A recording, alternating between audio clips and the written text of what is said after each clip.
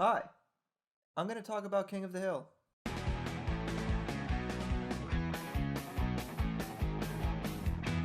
Created by Mike Judge and Greg Daniels, the animated sitcom King of the Hill first aired in 1997 on Fox. Mike Judge is probably most well known for being the creator of Beavis and Butthead, although he has created several other well-known productions. These include Idiocracy, Office Space, Silicon Valley, and many more. Judge also has an extensive acting record, having appeared in over 24 shows and over 20 movies. His co-creator Greg Daniels, on the other hand, has just worked on some of the most popular television shows of the last several decades.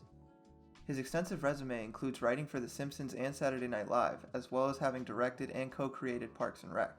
He also adapted a little-known show from the UK for American audiences, the result of which was an obscure sitcom known as The Office. Judge and Daniels have an extensive list of accomplishments, culminating in over 70 nominations and 17 total awards between them. King of the Hill takes place in Arlen, Texas in the early 2000s, and it centers around the Hill family. The king of the Hill family is Hank. He's a serious and traditional father whose biggest passion in life is selling propane and propane accessories. After that comes God, his family, and his truck. When he isn't dealing with his family, he usually spends most of his time standing in an alley and drinking beer with his friends, Bill Dauterive, Dale Gribble, and Boomhauer. Hank is considered the de facto leader of his group of friends. He often finds himself in situations that make him uncomfortable, mainly due to him being pretty repressed overall as a person. He gets uncomfortable at the slightest expression of feelings or affection, and this usually causes him to leave the room soon after. Hank was a star running back in high school, carrying his team to the state championship, only to lose the game by snapping his ankle at the goal line. Following this incident, Hank was forced to give up his dreams of playing football, eventually settling into the role of assistant manager at Strickland Propane, where he has to clean up whatever mess his alcoholic boss and the owner of the business, Buck Strickland, manages to make on a seemingly daily basis. Hank is married to Peggy Hill, a strong and confident woman who was raised in Montana on her family's cattle ranch. Peggy is extremely strong in her convictions, outright refusing at times to even listen to opposition. This confidence in herself has often led her astray, as she considers herself in control of every situation, regardless if she actually is or not. Peggy is a substitute Spanish teacher, although she subs for a variety of subjects over the series. Her grasp of the Spanish language is borderline non-existent. Despite this, she has won Substitute Teacher of the Year for 3 consecutive years running, showing that she actually does have at least some ability to teach. She also spends time as a freelance writer, she manages a restaurant, as well as sells real estate during various points in the show. She is shown to be a very vain person, believing herself to be better than most people based almost solely off of her own assessment. This vanity may only be superficial, as she is shown to be a very envious person as well, having actively engaged in sabotage on multiple occasions just to further her goals and feed her ego.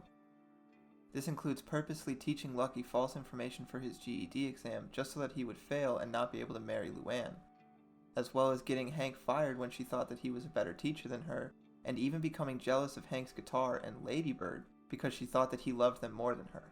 I could go on, but Peggy has such a conflicted and complicated personality that I don't really even care to attempt to go into it.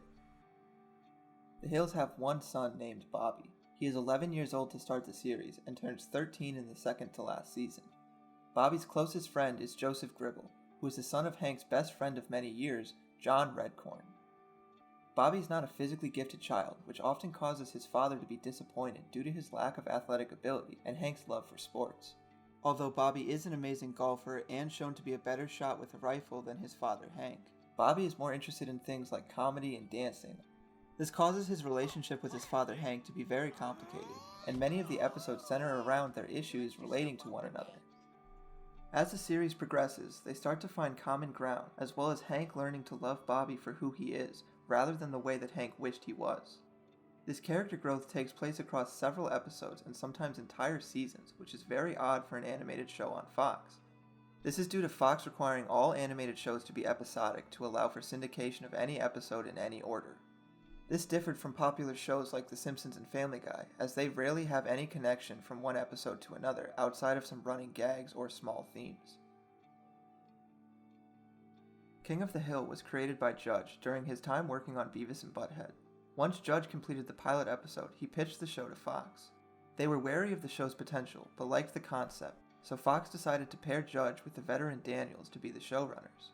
Daniels rewrote the pilot episode, creating new characters such as Luann and Cotton, as well as rewriting the role of Hank's friends to be more individualized rather than the side characters Judge had originally created that the pair affectionately referred to as the Snaggletooth Hillbillies.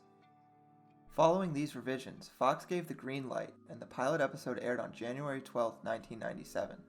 This first episode pulled in an insane 20 million L+7 viewers, capturing 15% of the overall viewing audience. This placed the show towards the top of the national charts and the top show for the network. This impressive debut was followed by more impressive numbers, pulling in above 15 million viewers in 10 of the 12 episodes in the first season. The finale wavers slightly, dropping to 13 million viewers, but the season overall has strong ratings, averaging a 9.2 and capturing 14% of active television viewership. This caused the show to be the second highest rated show on Fox and the 43rd ranked show in the nation. This high national rank and low network rank was due to Fox not having a single show ranked higher than 20th for the year 1996. This ranking is significant due to the fact that King of the Hill actually pulled in higher ratings than The Simpsons, which is almost always the highest rated animated show on television. King of the Hill was named one of the best television shows of the year by several different publications, as well as being nominated for 8 awards, including an Emmy and 5 Annie Awards. These stellar ratings prompted Fox to pick the show up for a full 23-episode second season. After the first season pulled in such mind-blowing numbers, the second season would have a lot to live up to in order to improve on its first outing. This seemed impossible considering the show was the highest rated animated show for the year 1996, but King of the Hill would once again prove expectations wrong, as the first episode debuted to over 17 million viewers and a 10.5 rating, pulling in 16% of the total television viewing audience. The rest of the season would average almost 18 million viewers and just under a 10 rating. This amounted to well over 16% of the active television viewership throughout the season. King of the Hill improved in all 3 categories, posting a better rating, higher total viewers, and a larger share, improving on an already impressive beginning.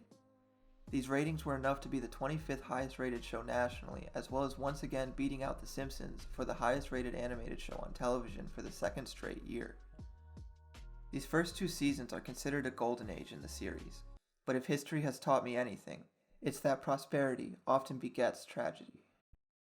This tragedy would come in the form of a massive loss in viewership. King of the Hill lost almost half of their rating, falling to a 5.4, as well as losing almost 10 million viewers, accounting for an over 50% loss in total viewership. This led to a 77-spot drop in the national ranking, landing them outside of the top 100. This rapid decline was unsurprising, as the show's time slot was moved to Tuesday night, which caused them to compete with shows like Buffy the Vampire Slayer, which already had solid viewing audiences during that time. The viewership loss can't be entirely attributed to the competition, as regular viewers may not wish to follow the show to a new day of the week. The third season was a far cry from the massively popular first 2, as well as making up the largest loss in viewership for any season in the entire series. The 4th season would see the show's rating unaffected, while the total viewers increased to 9.6 million, accounting for 10% of the active television viewers in the nation. The national ranking would climb 9 spots to 94th, while rising 4 spots within the network, landing at 11th. The middling performance of the 3rd and 4th season was a far cry from a show that was rivaling The Simpsons during its heyday. This led to both Judge and Daniels deciding to take a less active role in the show's production following the end of the 4th season. The next 2 seasons started to slowly change format while the ratings remained somewhat the same. The changing format produced unchanged results, which led to Judge and Daniels completely removing themselves from the show following the end of the 6th season. Their departure allowed Fox to enforce their rules even more strictly. The new showrunners decided that the show worked better when not focused on character-driven storylines. This caused character development to come to a halt, but allowed the show to become more episodic as the series went on. The show was completely taken over by John Altshuler and Dave Krinsky at the start of the 7th season.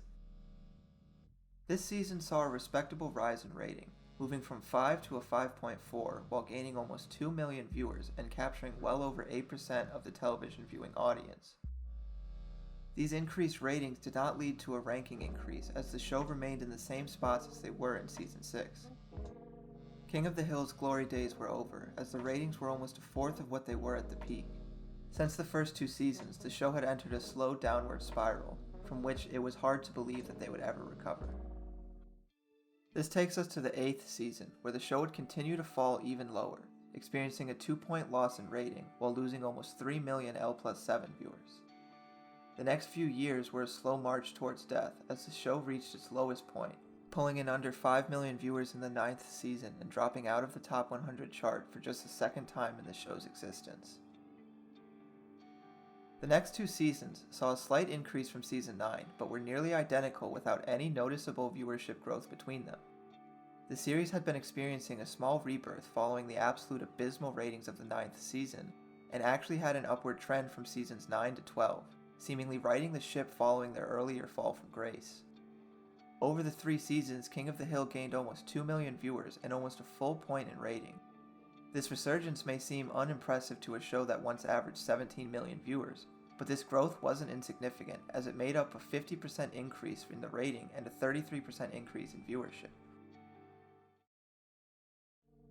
Season 13 saw the show take a small step backwards, losing some of the gains they had made over the prior 3 seasons. The show fell outside of the top 50, landing at 53rd. This was the 4th highest national ranking the show had ever received.